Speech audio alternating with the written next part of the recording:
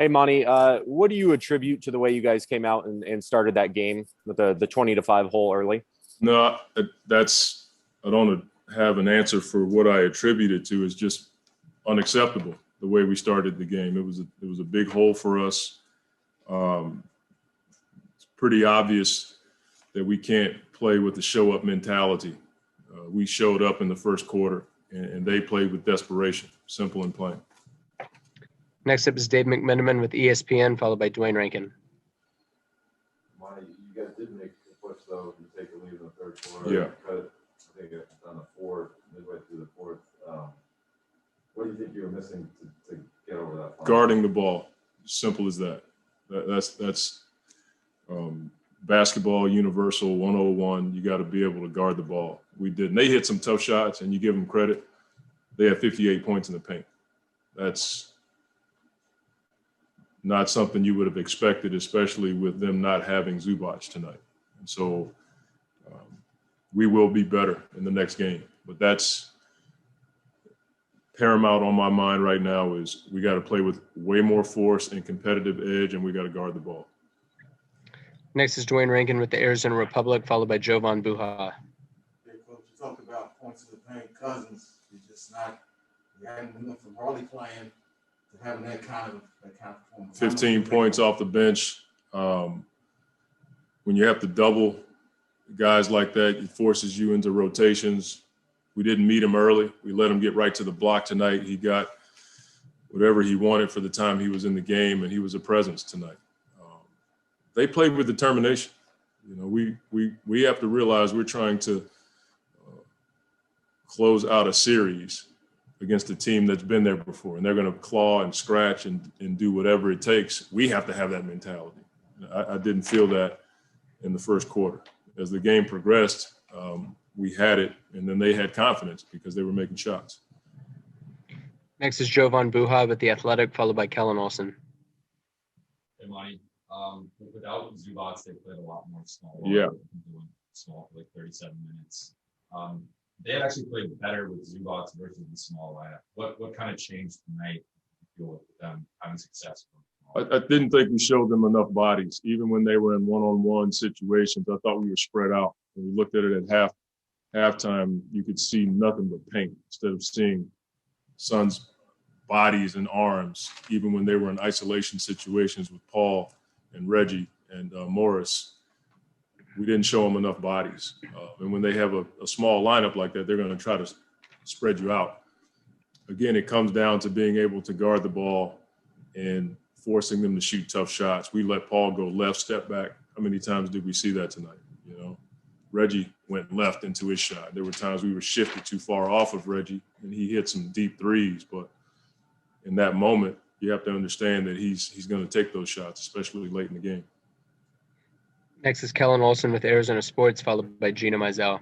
Hey, Monty, for you guys offensively, the Clippers went zone to start the game. Yeah. How did you assess the way you guys handled it early on? Didn't think early we held the ball too much. That's all we talked about was once the ball gets to the second side, take off. You know, either shoot it or get to the paint. When we did it, it looked pretty good.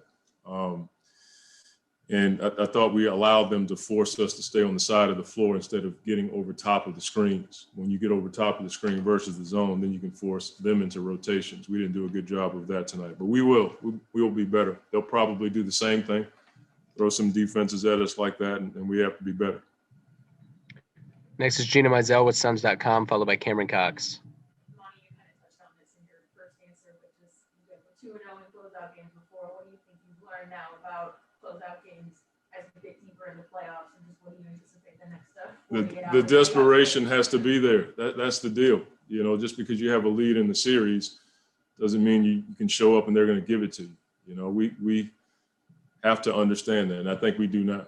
We will be better when we show up the next time we play. But their desperation, their competitive edge tonight was consistent for 48 minutes. We did it in spurts, and we certainly didn't start the game with it. Next is Cameron Cox with 12 News, followed by Sierra Santos. Monty, what'd you make of DA's play tonight? I thought they put a lot of bodies on DA. When he was diving, he saw 2 bodies, 3 bodies at times. When he was trying to get to the offensive boards, he had two guys boxing him out, and that means the corner guys can come in and get some offensive rebounds. He had an imprint on the previous game, and they did a really good job of sending bodies to him tonight. He's going to figure that out, and we'll show him on the film. When you see DA in a game like this, as much as we missed with only 3 offensive rebounds, I got to look at the film, but from the eye test, it just looked like they sent 2 bodies to keep him off the glass tonight, and they did a good job. Next is Sierra Santos with Fox 10, followed by Dave McMenamin. Hi, Monty. Desperation isn't exactly something that you can practice for. There's no drill for it, right? So what is the switch that needs to turn on in order for your guys to really take it up a notch? Getting your butt kicked like that should turn it on. And I think our guys are feeling it right now. We've already talked about it. We'll talk about it again tomorrow. But from a competitive standpoint, they got us. And that should turn your switch on. You know, we should play Suns basketball with that edge and relentlessness every time we step on the floor. We didn't do it consistently. And tonight is a reminder that you have to play 48 minutes in that mode, especially in the playoffs. Final question is Dave McMenamin with ESPN. I don't know if you had any reaction to the flagrant that they called on Beverly and what was going through your mind when you saw Chris take that time.